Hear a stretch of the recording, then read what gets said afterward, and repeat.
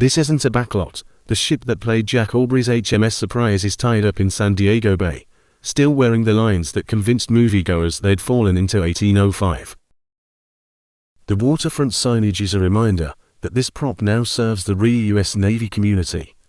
A perfect stage to talk about why the British fought so hard to rule global sea lanes.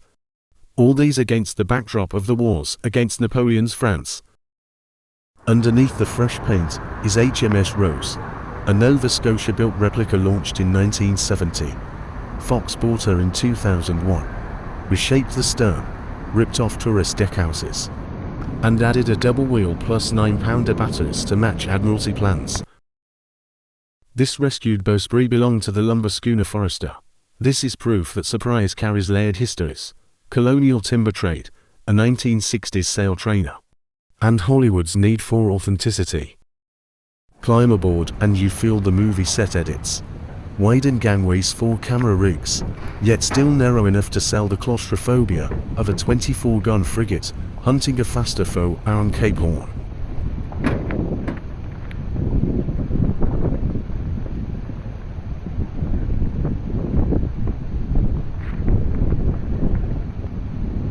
On deck, the wheel, capstan, and shrouds set up our warfare lesson. British crews prized the weather gauge, closing to hull-smashing range, while French gunners aimed high to shred rigging. Capturing whichever angle the wind offered was everything.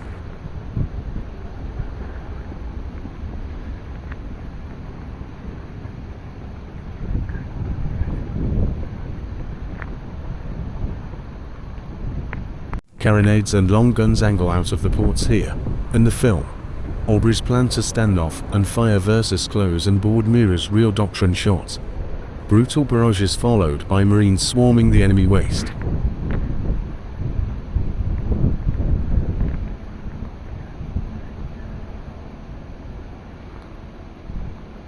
Speaking of Marines, aboard Nelson-era frigates about a fifth of the complement were red-coated seagoing infantry, keeping discipline on cramped decks and forming boarding parties once the guns fell silent.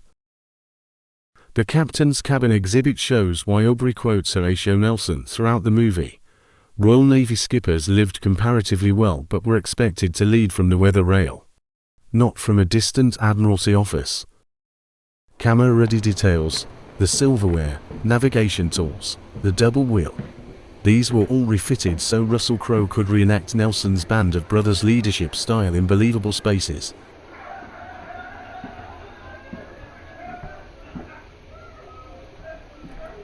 If you remember the officer dinner scene where Captain Aubrey tells his officers about Nelson, you can imagine this exact scene here.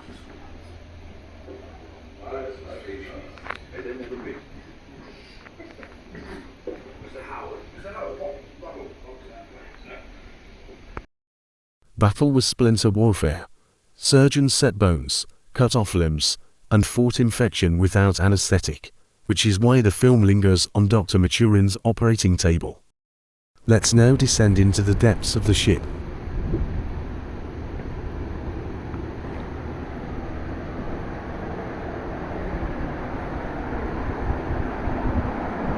You first see the cannons, cannonballs, and bags of powder.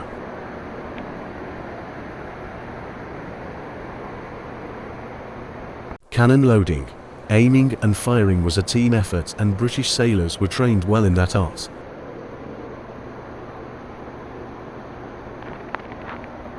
A navy sails on its stomach, salted meat, hardtack, citrus rations introduced after the 1790s, all part of keeping frigates on blockade duty for months. Notice how close by the cannon are to the food.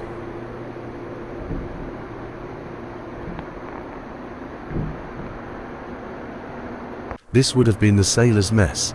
They ate and drank near the cannon.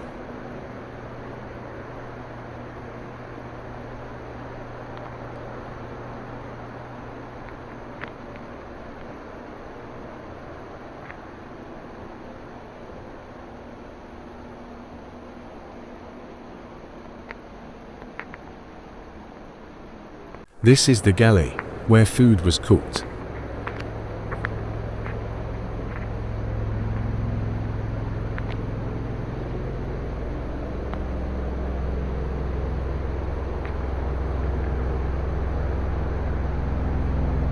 Lord Nelson said England expects that every man will do his duty, walk these decks and stand inside both cinema history and a living tutorial on Napoleonic Naval Warfare. This ends this video. Thank you for watching. See you in the next clip.